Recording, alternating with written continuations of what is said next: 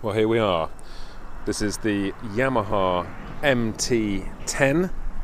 We're on the press launch just outside Almeria in Spain. We just stopped for some lunch. We've been razzing it around all morning on this. And I gotta say, I'm very impressed. There's a load of them over there. I'll go and have a look at them all in a minute. Different options, etc. So this is the top of the range of the MT bikes. So I put some texts out. God, welcome to the 90s. I put some Instagram and Twitter stuff out last night. What people think of it, what you want to know about it. We've done probably 100-ish miles on it this morning, and I've got to say, it's a very capable bike. Handles nicely.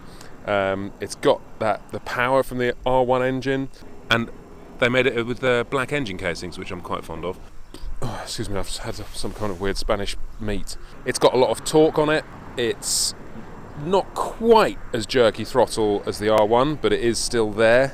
I think it's just a character of how kind of aggressive and brutal the bike is. This front end is kind of divided opinion. I like it personally. It's a bit like you remember, what was that film? Short Circuit, Johnny Five. So it's a mixture of Johnny Five and Wally. I'm loving the colour scheme as well. I think it's super cool. I think it's nice to take a risk finally. People not just like, oh, we've got like a silver one and a black one. LED lighting, exactly the same as the R1. Only one is lit, the other one is the full beam. So you're gonna have to put up with people in car parks saying, oh, your headlights out, mate. And then you can get a baseball bat to them. It's got the same-ish brakes as the R1. It's they're a bit of a letdown actually. I mean, the brakes on the R1, I own an R1, and I'm not particularly happy with the brakes.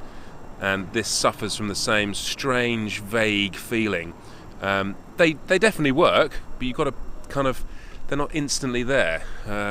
Almost feels like you need to warm them up a little bit. So that could be improved. The forks the same as the R1, but they've been softened. I think they might have different spring weights in there. You have to check that on some sort of technical website. Coming up to the dash, we've got just see if I can turn it on. So it's not a colour TFT like the R1.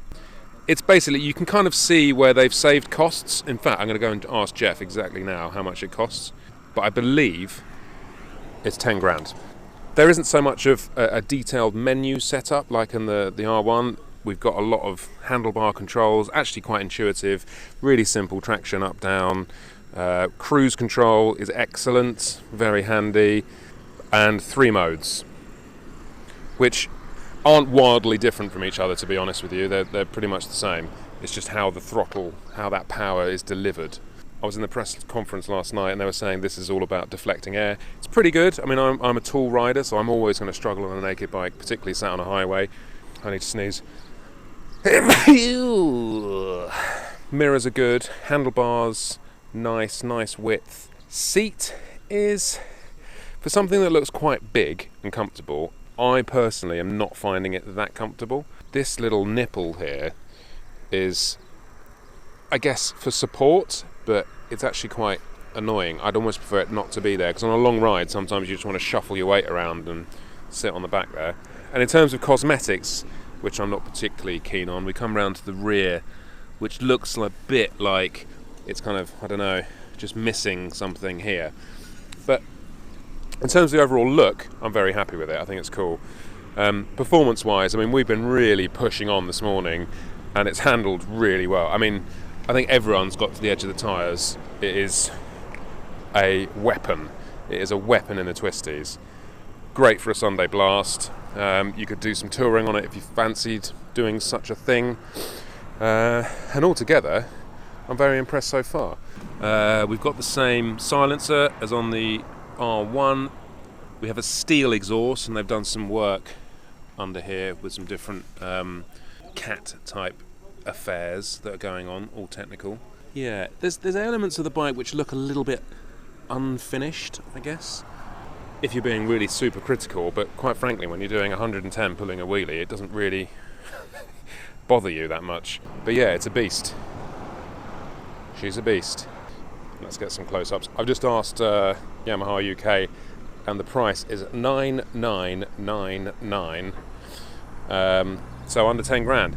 And you know, you got to appreciate the things they've had to do. Some of the parts have been replaced from titanium to steel, etc., to get it into that price point. It is heavier. I mean, I noticed it just pushing over here, but once you get it going, it doesn't feel heavy at all. Super confident, super inspiring. Makes you feel like a bit of a hero, actually, which is always nice. Haven't had any sort of weird moments. And I think, and soon, all these parts will be getting, you know, you'll get aftermarket carbon fibre and all that crap that people want to stick on their bikes. You can get screens for it to help with the wind. Fuel economy, it's quite thirsty. It's quite a thirsty beast. Right, let's go and ride it some more before it rains in Spain. Who would have thought? Come to Spain, they said. It'll be sunny, they said. Well, they didn't know shit.